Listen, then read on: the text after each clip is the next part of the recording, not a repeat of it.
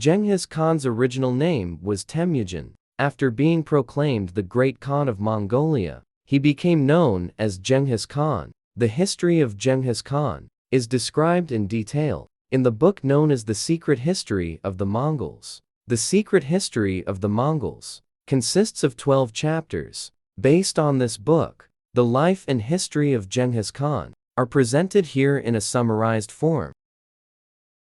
The first chapter of The Secret History of the Mongols begins with the heavenly origin legend that tells of the ancestry of Genghis Khan. According to this account, the heaven-born Bort Chino, the blue wolf, and his wife, Gua Maral, the beautiful doe, crossed a great sea and settled at Burkhan Khaldan mountain, near the source of the Onan River. From their descendants, generation after generation, the Mongol clans were formed. This history is portrayed in a poetic and mythological manner, describing the origins of the Mongol people. From Dobu Mergen and his wife, Alangoa, who was previously married to Horilartai Mergen, were born several sons. Among them was Borja Dai Mergen, from whose lineage Yesagai Batar was born. Yesagai Batar was a powerful and courageous warrior. While returning from a campaign in which he defeated the Tatars, he abducted Holan Yujin from the Merkits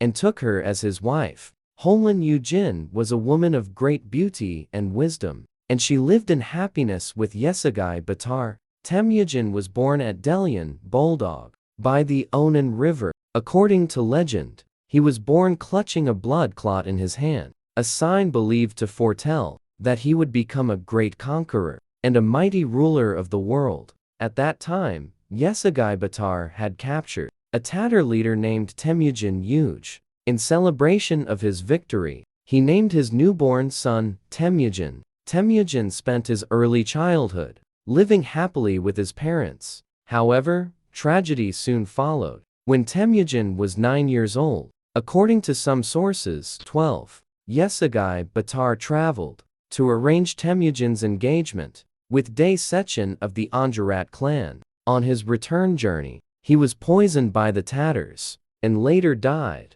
After Yesagai's death, the Tachiad leaders Targyatai Kiriltuk and Todoan Achijin expelled his family from the clan. Holan Yujin and her children, Temujin, Kasar, Kashiun, Temuj, Achijin, and their sister, Temulin, were left to survive alone. Along the banks of the Onan River, they lived in extreme poverty, catching fish, digging roots, gathering berries, and surviving on wild plants. Holan Yujin proved to be a strong and resilient woman. She devoted herself entirely to raising and educating her children, teaching them to remain united and loyal to one another. These harsh conditions hardened Temujin's character, instilling endurance, courage, and wisdom within him. On one occasion, a dispute during a hunting expedition led Temujin to kill his half-brother Begtar. Although permitted under tribal law, this event deeply saddened Holan Yujin.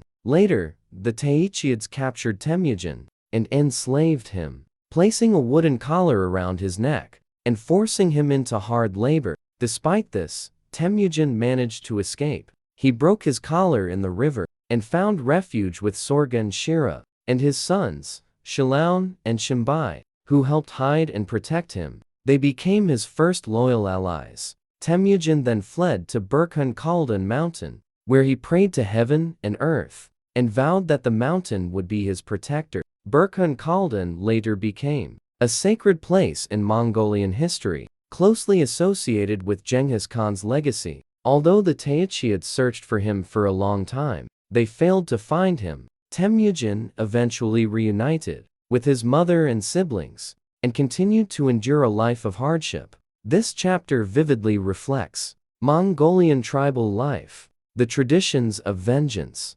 harmony with nature, and the worship of heaven and earth. The suffering of Temujin's childhood, poverty, enslavement, escape, and friendship played a crucial role in shaping him into a future great leader. The courage of Holan Yujin, the unity of the family, the harsh natural environment, and the resilience of the Mongol people are portrayed with deep emotional power. Burkhan Khaldan stands as a symbol of salvation and sanctity, remaining forever in Mongolian history. This chapter forms the foundation of the secret history of the Mongols, telling the sorrowful yet powerful beginning of Genghis Khan's life, and marking the first step towards the unification of the tribes and the creation of a great empire.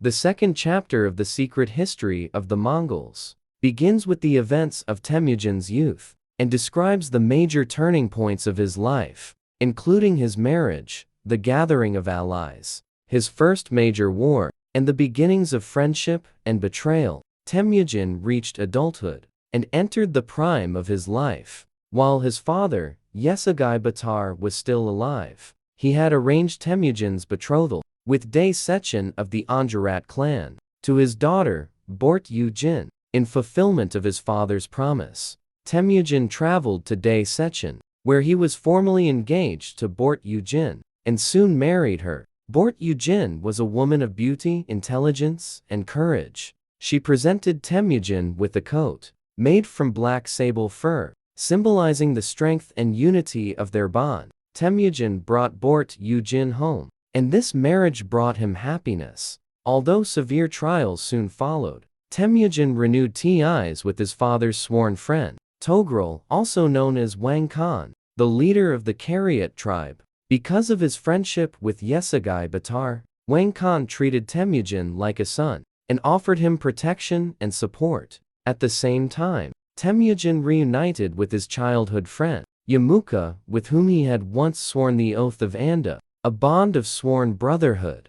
They renewed their friendship and agreed to live, hunt, and gather followers together. Yemuka was a powerful and influential young man, and their alliance initially strengthened Temujin's position. Soon, however, disaster struck. Leaders of the Merkit tribe, Tokto Beki, Der Yusin, and Chiljer Bok, seeking revenge for past grievances, launched a night attack on Temujin's camp and abducted Bort Yujin. This was a devastating blow to Temujin, filling him with grief and anger. Temujin immediately sought help from Wang Khan and Yemuka. Together, they assembled a joint army and launched a major campaign against the Merkits. In this war, Temujin's leadership abilities became clearly visible for the first time. The allied forces defeated the Merkits and successfully rescued Bort Yujin. This rescue campaign was one of the most important events of Temujin's life. Through it, he gained many loyal and capable followers, men such as Borchu, known for his swift horse and sharp mind, Mukali, a brave and powerful commander, Barakula, and Shalaun, a devoted companion, proved their loyalty in this war, and later became Temujin's closest allies and generals. After the victory, Temujin shared the spoils of war fairly, rewarded merit, and demonstrated his respect for loyalty, a trait that would later define his leadership. Although Bort Yujin was rescued from the Merkit leader Chiljer Bok, she was pregnant at the time, and later gave birth to a son, Joki. Though questions later arose regarding Joki's lineage, Temujin accepted him as his own son without hesitation. This act revealed Temujin's strength of character, his endurance, and his deep loyalty to his family. After the campaign, Temujin and Yemuka grew closer once more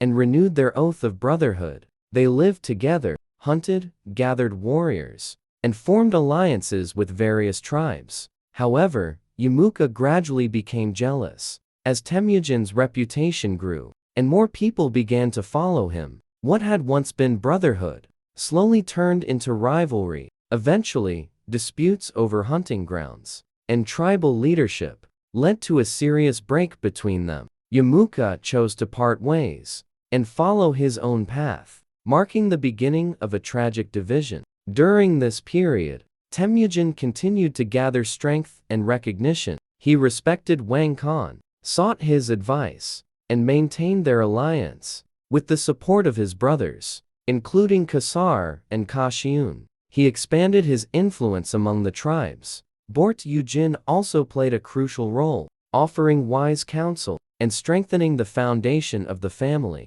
This chapter vividly portrays Mongolian marriage customs, betrothal traditions, the oath of sworn brotherhood, military strategy, the sharing of spoils, tribal alliances, and the emergence of betrayal and rivalry. Temujin's character, brave, intelligent, loyal, yet firm and decisive, becomes increasingly clear. The rescue of Bort Yujin stands as one of the most significant moments of his life, a turning point through which he gained loyal followers and laid the foundations of future power. The renewed brotherhood with Yamuka and the sorrowful beginning of their eventual conflict is depicted with deep emotion. Joy and hardship, love and war, pure friendship and the shadow of betrayal are woven together in this chapter, marking the beginning of a new stage in Temujin's life and the gradual emergence of the future Genghis Khan.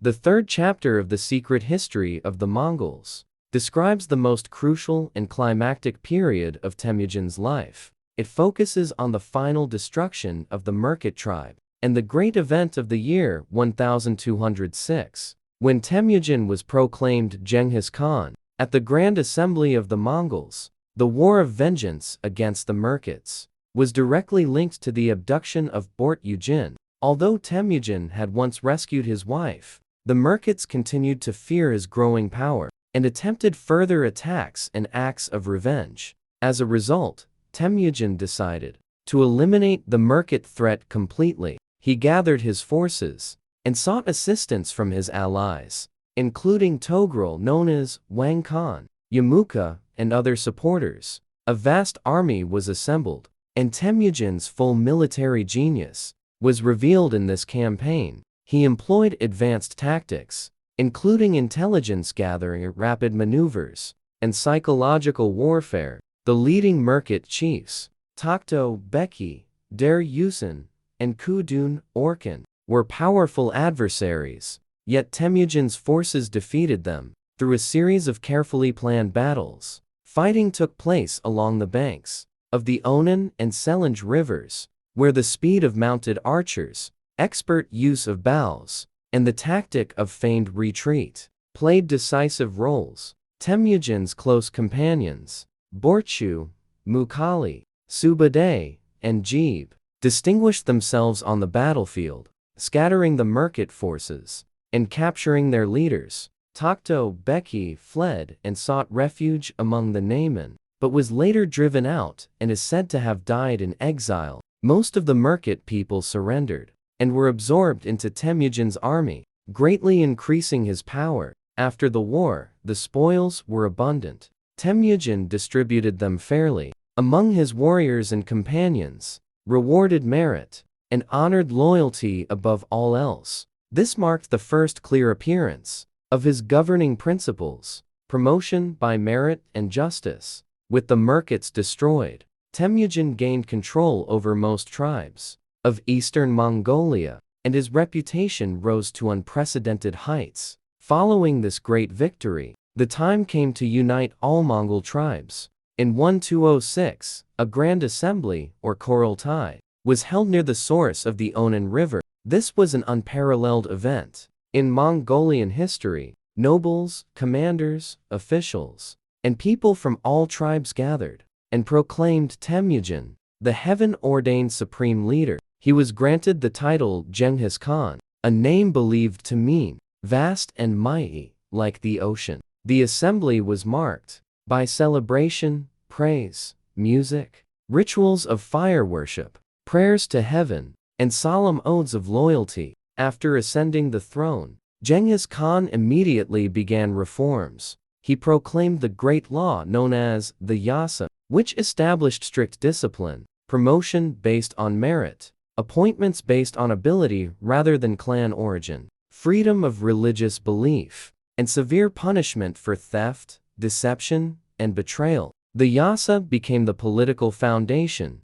of the Mongol state and later governed the vast territories of the empire. He also reorganized the army, introducing the decimal system of units of 10, 100, 1,000, and 10,000, and appointing 95 commanders of thousands. Trusted companions such as Borchu, Kali, Barakula, Shalaun, Subadai, and Jeeb were elevated as senior generals. New institutions were established, including the Imperial Guard, the Keshig, strengthening the political and military system. At the assembly, the people praised Genghis Khan and rejoiced in the destiny granted to him by heaven and earth. Genghis Khan himself addressed the gathering, declaring his intention to unite the people and bring their name to the world. This moment became a symbol of Mongol unity, ending internal tribal conflict and marking the beginning of a new era.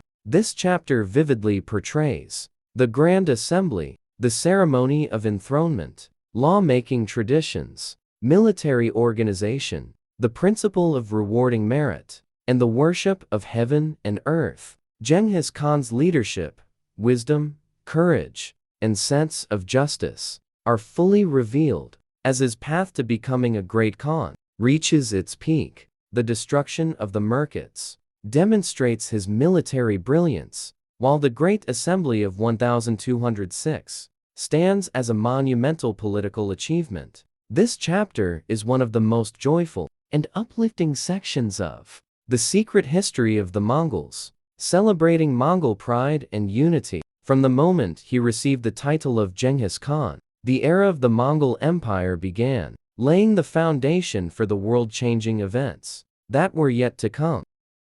The fourth chapter of The Secret History of the Mongols describes the fiercest and most tragic period in Temujin's struggle to unite the tribes. It is a time filled with revenge, betrayal, and the tragedy of broken friendships, focusing especially on the intensifying rivalry with his childhood friend Yemuka and the prolonged wars against the Taychiad tribe. Even after receiving the title of Genghis Khan, internal tribal conflicts had not fully ended. Yemuka, once Temujin's sworn brother, grew jealous as Temujin's power and reputation increased. Although they had once fought side by side, Yemuka began to regard Temujin as a rival. He gathered powerful supporters and persuaded several tribal leaders to form an alliance against him. Thus began the tragic collapse of their friendship, marking the beginning of betrayal. Temujin attempted on several occasions to negotiate with Yemuka and proposed reunification, but Yemuka rejected these offers and instead intensified the conflict. The Taychiads had been Temujin's enemies since childhood. Their leaders, Targutai Kirultuk and Todowan Achijin, had once expelled Yesagai Batadar's family and enslaved Temujin. They never forgot this past hostility. Joining forces with Yemuka, the Taychiads raised a large army and launched repeated attacks against Temujin. This war was long and fought in many stages. According to tradition recorded in The Secret History of the Mongols, it consisted of 13 major battles. Fighting took place along the banks of the Onan, Toul, and Kurlan rivers, with both sides exhausting their strength. In the early battles, Temujin sometimes suffered defeat, lost warriors, and was forced to flee with his family. Yet through endurance and intelligent strategy, he eventually turned the tide. His close companions, Borchu, Mukali, and Kasar, performed extraordinary feats on the battlefield. They employed the speed of mounted archers, feigned retreats, accurate intelligence, and surprise night attacks to wear down and defeat the Taychiads. At one point, Temujin hid and sought refuge at Burkhun Khaldan, where he prayed to heaven for protection. This episode revealed both his deep spiritual faith and his unbreakable resilience. After the capture of the Taychiad leaders, Temujin finally took revenge for the suffering of his childhood. Targutai Kirultuk was executed, an act considered lawful under tribal custom. Most of the Taychiad people surrendered and were absorbed into Temujin's forces, further strengthening his power. Once again, the spoils of war were great, and Temujin distributed them fairly,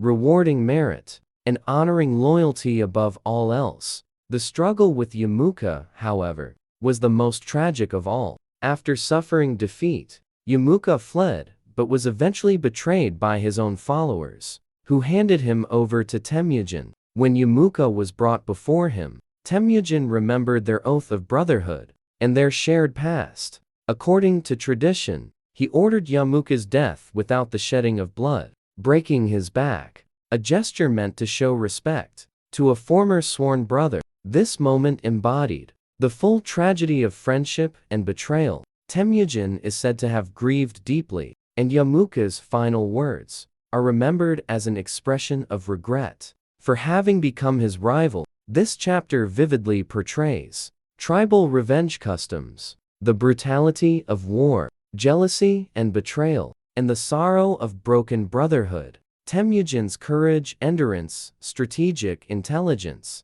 and firm decisiveness are shown in their fullest form. The 13 battles tested his strength to the limit, and their victorious conclusion made him the undisputed master of Eastern Mongolia. The defeat of the Taichids avenged the hardships of his youth, and his renewed prayers of gratitude at Burkhun Khaldan are described with solemn power. Scenes of Yamuka's final conversation, the punishment of traitors, the cruelty of war, the joy of victory, and the just division of spoils are depicted with deep emotion. The 4th chapter stands as one of the harshest and most tragic sections of the secret history of the Mongols. It weaves together friendship and betrayal, revenge and triumph, and shows how these trials hardened Temujin's character and strengthened his path towards uniting the tribes. After these struggles, Temujin emerged even stronger, fully prepared for the greater wars that lay ahead. The 5th chapter of the secret history of the Mongols describes one of the most significant phases of Genghis Khan's campaign of vengeance. It focuses on the Great War that led to the complete destruction of the Tatar tribe, who had poisoned and killed his father, Yesugai Batar, as well as the tragic breakdown of his alliance with his first and most important supporter, Togrul, known as Wang Khan. The Tatars had long been enemies of the Mongols, and the poisoning of Yesugai Batar left a deep and lasting wound in Temujin's heart. As he strengthened his power and continued the unification of the tribes, Temujin knew that the time had come for a final confrontation with the Tatars. He consulted his closest companions, Borchu, Mukhali, and Kasar, and gathered a great army. With the support of Wang Khan and Yamuka, the leading Tatar chiefs, Megyujin Siultu, Temujin Yuj, and Kori Bukha, were powerful adversaries. Yet Genghis Khan's forces defeated them through a series of fierce and carefully coordinated battles. The fighting took place across the eastern Mongolian steppe, where the speed of cavalry, mastery of archery, the tactic of feigned retreat, and effective intelligence gathering played decisive roles. Genghis Khan's army shattered the main Tatar forces and captured their leaders. When Megyujin Siultu was brought before him, Genghis Khan took vengeance for the death of his father and ordered the complete subjugation and destruction of the Tatars. Most of the adult men were killed, while women and children were taken captive, bringing the tribe to an end. This act reflected the harsh tradition of tribal vengeance. Among the Mongols, the spoils of war were vast, and Genghis Khan distributed them fairly among his warriors and companions, rewarding merit and placing the highest value on loyalty. With the destruction of the Tatars, his prestige rose greatly, and the tribes of eastern Mongolia fully acknowledged his authority. This victory brought the joy of avenging his father and restoring his family's honor, further strengthening his power through control of Tatar lands and herds. Yet soon after this triumph, a grave challenge emerged. The tragic heart of this chapter lies in the deterioration of relations between Genghis Khan and his greatest early ally, Wang Khan. As a sworn friend of Yesugai Batar, Wang Khan had supported Temujin like a son, assisted in the rescue of Bort, Yujin, and played a crucial role in the unification of the tribes. However, Wang Khan's son, Sengam, also known as Nilka Sengam, became jealous of Genghis Khan's growing power. Driven by envy, he persuaded his father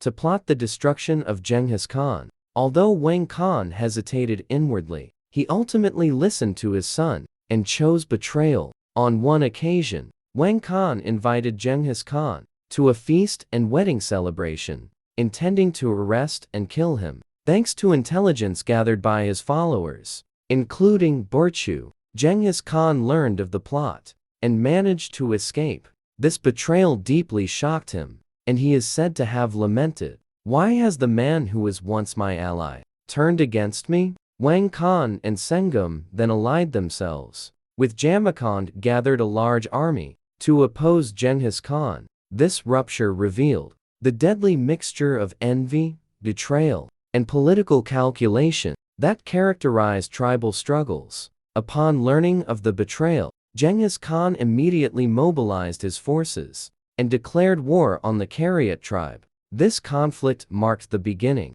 of the campaign that would eventually destroy the Kariots. Genghis Khan's army defeated Wang Khan's forces in several engagements and forced him to flee. However, in this chapter, the war is not yet concluded. Instead, the focus remains on the causes of the split and the tragedy of betrayal. This chapter vividly reveals the harsh traditions of vengeance, envy, and treachery, the tragedy of broken alliances, the brutality of war, and the principle of just distribution of spoils. Genghis Khan's courage, endurance, and intelligent leadership are fully displayed, alongside the deep sorrow caused by betrayal. The destruction of the Tatars solidified his power, while the rupture with Wang Khan marked the beginning of even greater wars to come. These events further hardened Genghis Khan's character and made the path to unification increasingly severe. The betrayal of Wang Khan, the jealousy of Sengum, Genghis Khan's escape, the preparations for war, and the celebration of vengeance are all described with powerful emotion. The fifth chapter stands as one of the most intense sections of the secret history of the Mongols, weaving together triumph and tragedy, victory and sorrow. After these struggles, Genghis Khan emerged stronger than ever, having taken the first decisive steps towards the destruction of the Kariots and the expansion of his rule. The sixth chapter of the secret history of the Mongols describes one of the greatest challenges in Genghis Khan's campaign to unite the Mongol tribes. It focuses on the decisive defeat of the powerful Kariot tribe and the outbreak of a final and ferocious war against Wang Khan, Togrul. This chapter continues the events of the previous one and is filled with betrayal, vengeance, and a monumental military victory. The betrayal of Wang Khan Togrul was driven largely by the jealousy of his son, Nilka Sengum, also known as Sengum, and by the instigation of influential tribal nobles. Although Wang Khan himself hesitated, he ultimately listened to his son, formed an alliance with Yamuka, and gathered a large army to oppose Genghis Khan. At that time, the Kariot were among the most powerful tribes on the Mongolian steppe. They possessed tens of thousands of warriors, vast territories, abundant herds, and a distinctive culture associated in legend with Christianity. Because Wang Khan had once been a sworn ally of Yesugai Batar, his betrayal of Genghis Khan was all the more tragic. Upon learning of the treachery, Genghis Khan consulted his family and closest companions, Borchu, Mukhali, Kasar, and Brit, and resolved to act without delay. He mobilized his forces and launched an attack against the Kariot tribe. The war unfolded in multiple phases and was exceptionally fierce. The main battles took place around Dalan Nem Arges and along the banks of the Kara River. Genghis Khan's army employed the speed of mounted archers, the tactic of feigned retreat, accurate intelligence, and night assaults to shatter the Kariot forces. Although Wang Khan and Sengum initially held the advantage, they soon began to suffer defeat due to Genghis Khan's intelligent leadership and the united courage of his warriors. In one decisive battle, Genghis Khan's forces scattered the main Kariot army and forced Wang Khan to flee. He escaped westward with his family and the remnants of his troops. seeking refuge among the Nayman. This victory fully demonstrated Genghis Khan's new methods of warfare: rapid maneuver, effective intelligence, psychological intimidation, and strong logistical support. During this campaign, his commanders, Subutai and Jeba, distinguished themselves for the first time. Their exceptional abilities laid the foundations for the later world-spanning conquests of the Mongol Empire. The lands, herds, and spoils taken from the Karat were immense. Genghis Khan distributed the booty fairly, rewarded those who had shown merit, and accepted the surrender of many Karat people with mercy. Karat culture, including its dress, treasures, and religious traditions influenced by Christianity, introduced new elements to Mongol society and marked an early stage of cultural exchange. Genghis Khan incorporated the remaining Karat into his own forces, maintaining his principle of promotion based on loyalty and merit, rather than tribal origin. Meanwhile, Wang Khan and Sengam, having fled to the Nayman, attempted to gather new strength. Although the war was not yet fully concluded, this chapter makes clear that the power of the Karat had been decisively broken, and that their destruction was approaching. The betrayal of Wang Khan, the jealousy of his son, Genghis Khan's victory, and the distinctive culture of the Karat are all vividly portrayed. This conflict demonstrates Genghis Khan's leadership genius and the effectiveness of his military reforms, marking a crucial step towards the elimination of the Karat. The chapter powerfully illustrates Mongol battle tactics, envy and treachery, the celebration of victory, the just distribution of spoils, and cultural exchange. Genghis Khan's courage, intelligence, and unity with his companions are fully revealed, alongside the sorrow born of betrayal. The Battle of Dalen Nem Arges, the flight of Wang Khan, the beginning of the Karat's downfall, and the brutality of war are described with great emotional force. The sixth chapter stands as one of the greatest war narratives in the secret history of the Mongols, poetically demonstrating Genghis Khan's extraordinary ability to defeat even the most powerful of tribes. After this victory, he emerged stronger than ever, laying the foundations for the great campaigns that would soon move westward across Mongolia. Chapter 7 depicts one of the climactic moments in Genghis Khan's campaign to unite the Mongol tribes. It focuses on the final battle to eliminate Wang Khan Togrul, the powerful Karat tribe, and the complete destruction of the Karat state. This chapter continues from the previous one and is filled with betrayal, vengeance, joy and victory, and sorrow. After his defeat in the previous chapter, Wang Khan Togrul had fled westward with his son Sengam, taking the remnants of his forces to seek refuge among the Nayman tribe. However, Genghis Khan considered that the Karat could not be left intact, as they still posed a threat. He resolved to pursue them relentlessly and bring about a final confrontation. Consulting with his closest companions Borchu, Mukhali, Subutai, Jebe, Kasar, and Breet, he assembled a great army and pursued Wang Khan. This pursuit lasted several months and involved fierce engagements across the steppe.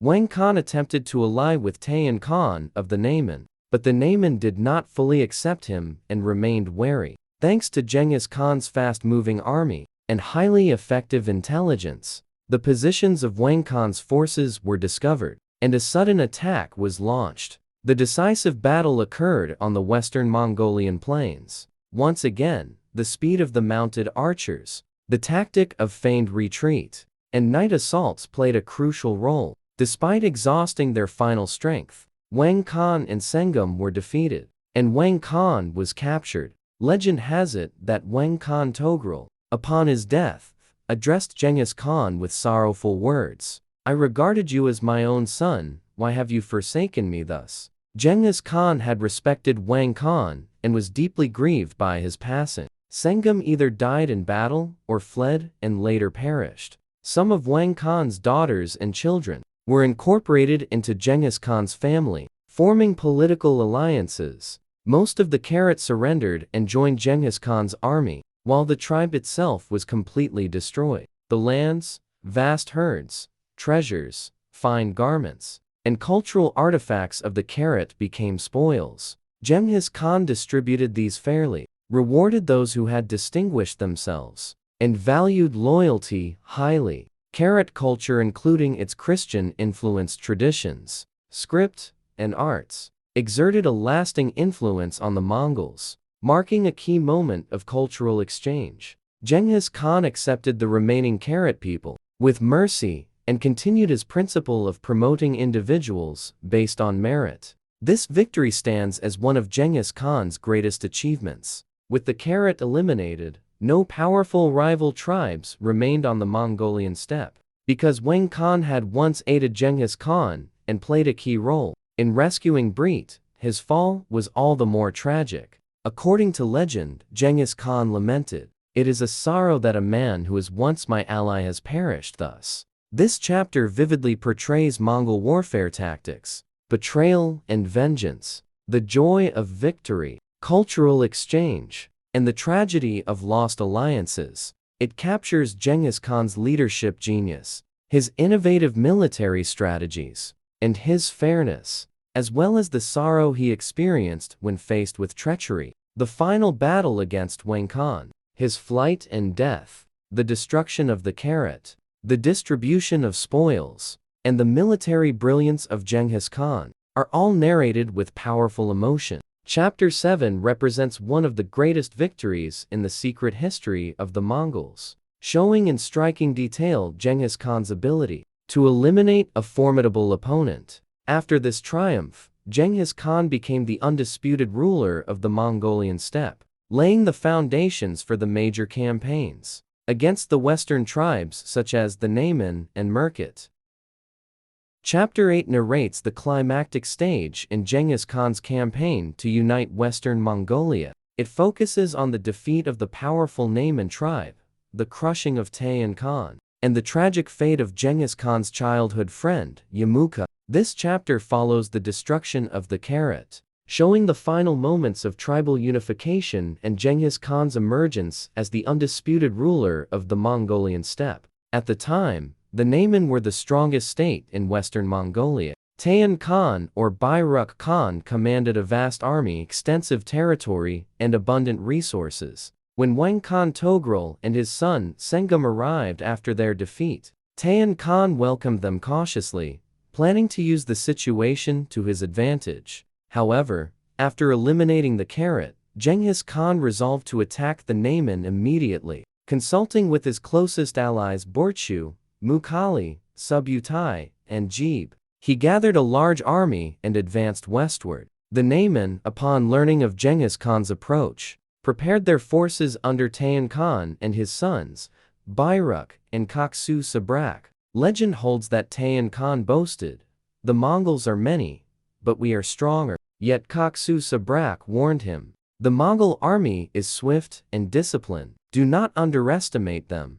Tayan Khan ignored this counsel, which contributed significantly to the Nayman's defeat. The decisive battle took place along the slopes of the Altai and Kongai mountains. Genghis Khan's forces used the speed of mounted archers, feigned retreats, intelligence gathering, and psychological warfare to shatter the Nayman army. Subutai and Jeeb distinguished themselves, pursuing the Nayman and capturing Tayan Khan. Legend states that Tayan Khan either died from his wounds in battle or was executed after capture. Bayruk Khan fled westward to the territory of Western Xia. The Nayman's defeat was immense, yielding vast lands, herds, treasures, and spoils. Genghis Khan distributed these fairly, rewarded the distinguished, and welcomed the surrendering Nayman with mercy. Nayman culture, including their script and arts, influenced the Mongols and later laid the foundation for the adoption of the Uyghur script.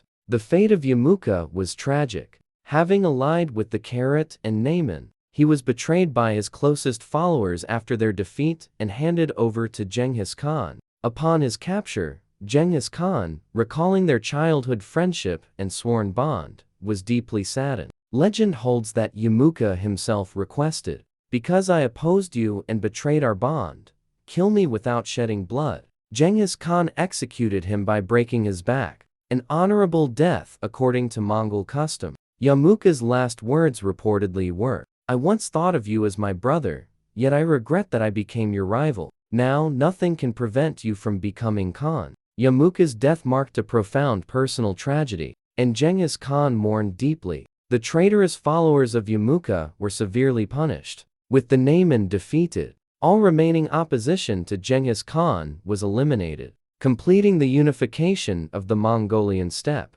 This chapter vividly depicts Mongol military brilliance, the joy of victory, the tragedy of friendship, the harshness of betrayal, and cultural exchange. It portrays Genghis Khan's leadership, courage, and fairness, as well as the human sorrow of losing a childhood friend. The battle against the Nayman, Tayan Khan's defeat, Yamuka's final words, his bloodless execution, and the unification of Western Mongolia are narrated with powerful emotion. Chapter 8 stands as one of the most tragic yet magnificent victories in the secret history of the Mongols, showing in striking detail Genghis Khan's strength in conquering Western Mongolia. Following this triumph, Genghis Khan became the undisputed ruler of the Mongolian steppe, laying the foundations for future large-scale campaigns. Chapter 9 describes the period of political and military reforms following Genghis Khan's unification of the Mongol tribes. It focuses on the creation of new institutions, including the imperial guards, Keshigtan and the Torgan units, and the complete organization of the Mongol army. This chapter follows the defeat of the Nayman, Karat and Merkit tribes, showing the consolidation of the Mongols and the establishment of a stable new state. After uniting the tribes and eliminating rivals, Genghis Khan realized that success could not be secured through war alone. He needed political stability and a disciplined military. Together with his closest allies Borchu, Mukhali, Borakhol, Shalaun, Subutai, Jeeb, and Kasar, he developed a comprehensive reform plan. The Mongol army, drawn from multiple tribes with different customs, required strict discipline and loyalty. Genghis Khan first established the Keshigtan,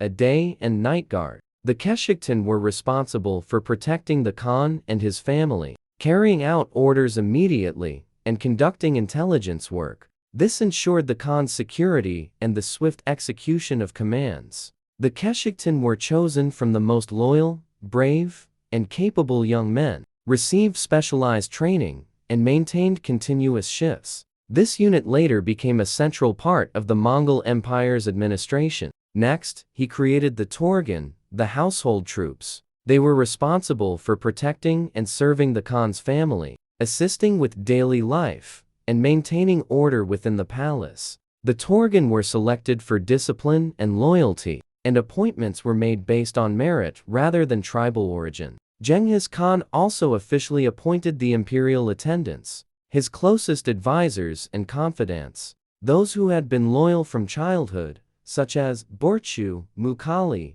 Borakhol, and Shalaun, were given special privileges and responsibilities. The attendants acted as advisors, executors of orders, and key figures in battle, reflecting Genghis Khan's principle of rewarding loyalty and merit. To fully organize the army, he strengthened the decimal system, appointing commanders over units of 10, 100, 1,000, and 10,000. Commanders of 1,000 were selected based on ability and achievement, regardless of their tribal background, ensuring a unified, disciplined, and highly mobile army. This system laid the foundation for future large-scale campaigns. Genghis Khan's principle was clear: promote the worthy, punish the traitors, appointing leaders by merit rather than noble birth. During this period, Genghis Khan also organized his family, planning the division of land and inheritance among his sons, Joki, Shagatai, Gede, and Tolui. He further strengthened the Great Yasa law, consolidating political stability. The creation of new institutions was accompanied by ceremonial assemblies, where commanders swore loyalty and pledged to serve the Khan faithfully. This chapter clearly illustrates Mongol political reform, military organization, the principles of rewarding merit, discipline, and loyalty. It highlights Genghis Khan's organizational genius, wise leadership, fairness, and the strength of cooperation with trusted allies. The ceremonial establishment of the Keshigtan, Torgan, and imperial attendants, the appointment of commanders under the decimal system, and family arrangements, are narrated with vivid clarity and emotional depth. Chapter 9 is a key part of the secret history of the Mongols, showing Genghis Khan's extraordinary ability to consolidate the tribes. Following these reforms, he secured a firm foundation, preparing the Mongols for future foreign campaigns and conquests. Chapter 10 describes the period after Genghis Khan had unified the Mongol tribes, focusing on the administration of neighboring states and the beginning of cultural exchange. It highlights the subjugation of the Uyghur state and the forest-dwelling peoples, including the Kori, Tumd, Oirad, and Kyrgyz tribes. This chapter follows the defeat of the Nayman and Karat tribes, showing the expansion of Genghis Khan's empire and the foundation for cultural growth. After defeating the major tribes, Genghis Khan planned to assert control over nearby western territories. He consulted with his closest allies, sending envoys to offer surrender before engaging in warfare. This policy reflected his wisdom and tolerance, emphasizing rule through respect and prestige rather than force. The first step was the subjugation of the Uyghur state. At the time, the Uyghurs were illiterate, cultured people engaged in trade and following Buddhism. Their ruler, Idakut or Barjik Artijan, recognizing Genghis Khan's strength, chose to surrender peacefully. He sent envoys to offer tribute and pledged loyalty to Genghis Khan. Genghis Khan received them with respect, maintaining the Uyghurs as vassal rulers and collecting tribute. The subjugation of the Uyghurs was highly significant. They possessed the Uyghur script, and Genghis Khan ordered Uyghur scholars, including Tata Tunga, to develop a script for the Mongol language. This marked the beginning of literacy among the Mongols, later forming the foundation for governance, legal records, and historical writing. Uyghur artisans and merchants influenced Mongol culture, accelerating cultural exchange. Genghis Khan also ensured religious freedom, respecting the Uyghurs' Buddhist faith, establishing a precedent for ruling over multi-religious peoples. Next, Genghis Khan brought the forest peoples under his control,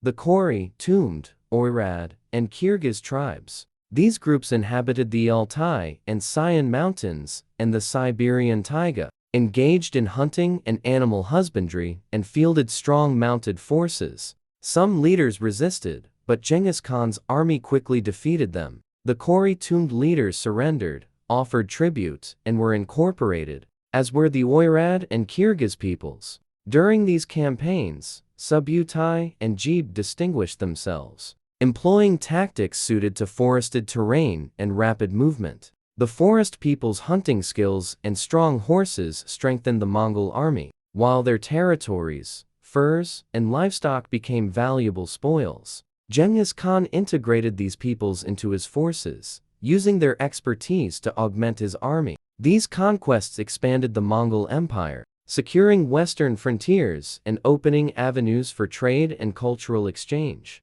The Uyghur script provided a new opportunity for literacy. Genghis Khan is said to have remarked, "A nation without a script has no history." By incorporating the Uyghurs and forest peoples, the Mongols became more cultured, gaining extensive lands and preparing for campaigns into China and Central Asia. This chapter vividly illustrates Mongol policies of tolerance, cultural exchange, the introduction of writing, administrative organization, and the collection of tribute. Genghis Khan's wise leadership, respect for religious freedom, recognition of merit, and establishment of cultural foundations are fully depicted. The surrender of the Uyghur Idakut, the introduction of the script, the forest people's campaigns and integration, and the opening of trade routes, are described with emotional depth. Chapter 10 represents the cultural and administrative consolidation of the Mongol Empire, showing Genghis Khan's intelligent strategy in governing newly subdued peoples. Following these events, the empire became stronger, more sophisticated,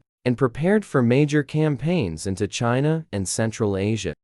Chapter 11 narrates the greatest period of Genghis Khan's life, depicting the military campaigns that changed world history. It focuses on the conquests of Western Xia Tangit, the Jin dynasty Jurchens in northern China, and Khwarezm, the Central Asian Islamic State, as well as the campaigns of Subutai and Jib reaching Europe, including victories over Russian principalities. This chapter follows the subjugation of the Uyghurs and forest peoples, illustrating the Mongol Empire at the height of its expansion. After unifying the tribes and bringing neighboring states under control, Genghis Khan turned his attention to external conquests. Consulting with his closest allies and the leaders of the decimal system, he decided first to attack Western Xia Tangit. The Tangit state was strong, with well-fortified cities and organized armies. However, Genghis Khan's mounted troops, swift and mobile, defeated them in numerous battles, forcing Emperor Li Angquan to surrender. This conquest provided tribute, artisans, and treasures, and opened a path into northern China. The campaign demonstrated Mongol siege techniques, including city encirclement and the destruction of irrigation channels. Next came the war against the Jin dynasty in northern China. The Jin controlled vast territory, with a formidable capital at Yanjing, modern Beijing. In 1211, Genghis Khan led his army into northern China, employing feigned retreats, skilled archers, and intelligence to defeat the Jin forces. By 1215, Beijing was besieged, captured, and set on fire, yielding enormous treasure and artisans. Although the Jin surrendered, the campaign established the Mongols as a dominant force in China. The Mongols incorporated Chinese craftsmanship, technology, and administrative expertise into their empire. The largest campaign was against Khwarezm, the Khwarezmian Empire. Sultan Muhammad had seized Mongol trade caravans and killed an envoy, which Genghis Khan regarded as an act of war. In 1219, he led a massive army into Central Asia. Joining him were his sons, Jochi, Chagatai, Gede, and Tolui, and together they besieged major cities such as Samarkand, Bukhara, and Urgench. The Mongols employed psychological warfare, siege tactics, and destruction of irrigation systems to crush Khwarezm. Sultan Muhammad fled and eventually died by the Caspian Sea. During the Khwarezm campaign, Subutai and Jib distinguished themselves. Pursuing forces into Persia and the Caucasus, they defeated the Georgian and Armenian armies, and reached the northern Caspian. From there, they advanced into the Russian steppe, defeating the combined forces of Russian princes and Kipchaks at the Battle of the Kalka River in 1223. These victories spread fear of the Mongols throughout Europe, and Subutai and Jib returned with immense plunder. The campaign showcased Mongol speed, endurance, and strategic brilliance. These conquests brought enormous spoils, artisans, and cultural treasures, secured the Silk Road, and promoted trade and exchange. Genghis Khan granted clemency and tribute obligations to compliant states, while severely punishing resisting ones and destroying cities, demonstrating both his wisdom and ruthless side. This chapter vividly illustrates Mongol military tactics, mobility, logistics, psychological warfare, and siegecraft. It highlights Genghis Khan's leadership, the achievements of his generals, and the rapid expansion of the empire. The campaigns against Western Xia, the capture of Beijing, the sieges in Khwarezm, the Battle of the Kalka River, and the enormous plunder all feature prominently. Chapter 11 is one of the greatest military sections of the secret history of the Mongols, portraying Genghis Khan's power that changed the course of world history. Following these campaigns, the Mongol Empire stretched from the Pacific Ocean to the Caspian Sea, and the stage was set for Genghis Khan's final great campaigns.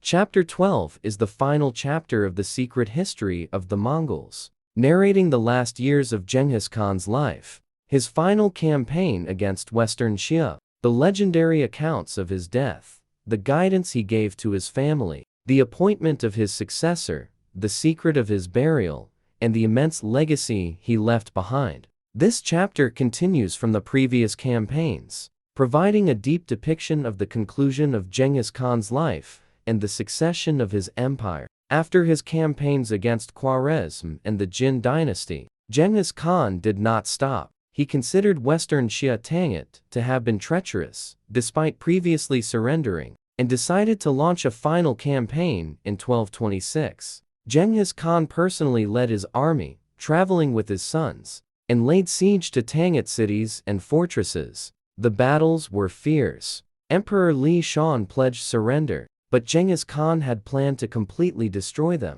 During the campaign, he is said to have fallen from his horse and been seriously injured, though some sources suggest he became ill. Even while recovering, he ordered his generals, "Should I die, continue this campaign and destroy Western Xia." In the summer of 1227, Genghis Khan passed away at the age of approximately 65. The cause of death is legendary, either from a fall from his horse or from illness. Before his death, Genghis Khan spoke at length with his sons Joki, Chagatai, Gede, and Tolui. Sharing his great wisdom, he urged them, "Stay united. Love one another, strengthen the empire. Do not forget revenge, but act justly and reward the worthy." He divided his inheritance and lands. Joki received the northwest, the Kipchak steppe. Chagatai received Central Asia. Gede received the central Mongolian lands. Tolui received the heartland of Mongolia. Gede was appointed his successor, securing the imperial succession. Genghis Khan's burial was shrouded in secrecy. He is said to have been interred on Burkhan Khaldan mountain, and those who took part in the burial were killed to keep the location secret. Horses trampled the site, trees were planted, and the location was hidden. To this day, the burial place remains unknown. During the funeral, the people mourned deeply, and the nobles swore allegiance to the new emperor. After his death, Genghis Khan's orders were carried out. Western Xia was completely destroyed, and Emperor Li Shan and his clan were killed.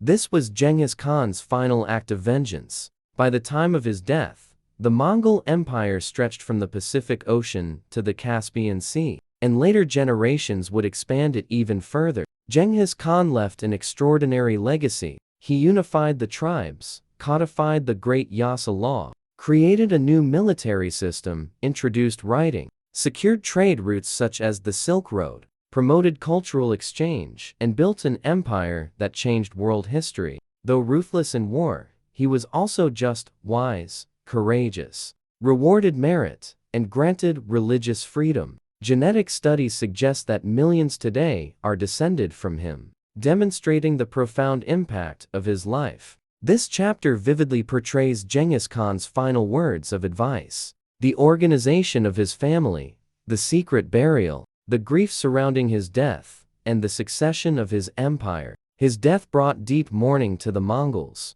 but with Gede on the throne, the empire continued to grow stronger. Chapter 12 marks the conclusion of the secret history, depicting the sorrowful yet magnificent end of Genghis Khan's life. It reveals his character completely, strict yet just, courageous yet wise, ruthless yet merciful, and illustrates the enduring legacy that became a source of pride for the Mongols. The secret history of the Mongols ends here, and the name of Genghis Khan remains eternal in history.